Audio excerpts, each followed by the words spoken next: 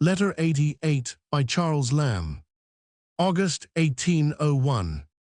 Dear Manning, I have forborne writing so long, and so have you, for the matter of that, until I am almost ashamed either to write or to forbear any longer.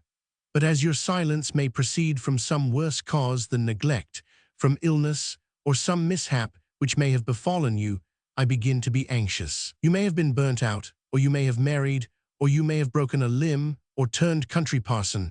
Any of these would be excuse sufficient for not coming to my supper. I am not so unforgiving as the nobleman in St. Mark. For me, nothing new has happened to me, unless that the poor Albion died last Saturday of the world's neglect, and with it the fountain of my puns is choked up forever. All the Lloyds wonder that you do not write to them. They apply to me for the cause, relieve me from this weight of ignorance, and enable me to give a truly oracular response. I have been confined some days with swelled cheek and rheumatism. They divide and govern me with a viceroy headache in the middle. I can neither write nor read without great pain. It must be something like obstinacy that I choose this time to write to you in after many months' interruption.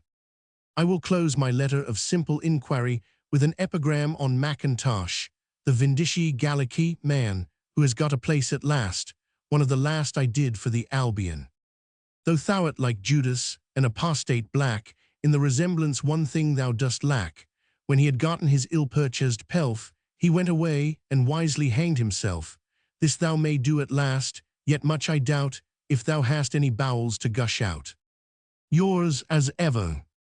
The Albion was at the time of its decease owned and edited by John Fenwick, a friend of Lamb's, whom we shall meet again. Lamb told the story in the Elia essay on newspapers in the following passage. From the office of the Morning Post, for we may as well exhaust our newspaper reminiscences at once. By change of property in the paper, we were transferred, mortifying exchange, to the office of the Albion newspaper, late Rackstrow's Museum, in Fleet Street. What a transition from a handsome apartment, from rosewood desks and silver inkstands, to an office. No office, but a den rather, but just redeemed from the occupation of dead monsters, of which it seemed redolent, from the center of loyalty and fashion to a focus of vulgarity and sedition. Here in murky closet, inadequate from its square contents to the receipt of the two bodies of editor and humble paragraph maker, together at one time, sat in the discharge of his new editorial functions, the bigod of Elia, the redoubted John Fenwick. F, without a guinea in his pocket, and having left not many in the pockets of his friends whom he might command, had purchased, on tick doubtless, the whole and sole editorship, proprietorship, with all the rights and titles, such as they were worth, of the Albion, from one Lovell, of whom we know nothing, save that he had stood in the pillory for a libel on the Prince of Wales. With this hopeless concern, for it had been sinking ever since its commencement, and could now reckon upon not more than 100 subscribers, F resolutely determined upon pulling down the government in the first instance, and making both our fortunes by way of corollary. For 7 weeks and more did this infatuated Democrat go about borrowing 7-shilling pieces and lesser coin to meet the daily demands of the stamp office, which allowed no credit to publications of that side in politics. An outcast from politer bread, we attached our small talents to the forlorn fortunes of our friend. Our occupation now was to write treason.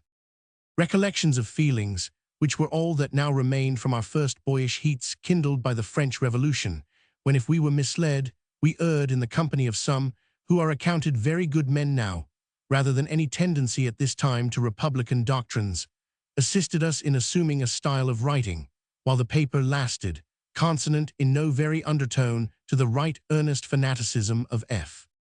Our cue was now to insinuate, rather than recommend, possible abdications. Blocks, axes, Whitehall tribunals were covered with flowers of so cunning a periphrasis, as Mr. Bayes says, never naming the thing directly, that the keen eye of an attorney general was insufficient to detect the lurking snake among them. There were times, indeed, when we signed for our more gentlemanlike occupation under Stuart, but with change of masters, it is ever change of service. Already one paragraph, and another, as we learned afterwards from a gentleman at the Treasury, had begun to be marked at that office, with a view of its being submitted at least to the attention of the proper law officers, when an unlucky, or rather lucky epigram from our pen, aimed at Sir J. S. M. H., who was on the eve of departing for India to reap the fruits of his apostasy, as F. pronounced it, it is hardly worth particularizing, happening to offend the nice sense of Lord, or, as he then delighted to be called, Citizen Stanhope, deprived F. at once of the last hopes of a guinea from the last patron that had stuck by us, and breaking up our establishment, left us to the safe, but somewhat mortifying, neglect of the Crown lawyers. There are, however, in Lamb's account, written 30 years afterwards, some errors. He passed rather from the Albion to the Post than from the Post to the Albion, see the notes in Vol. Roman II.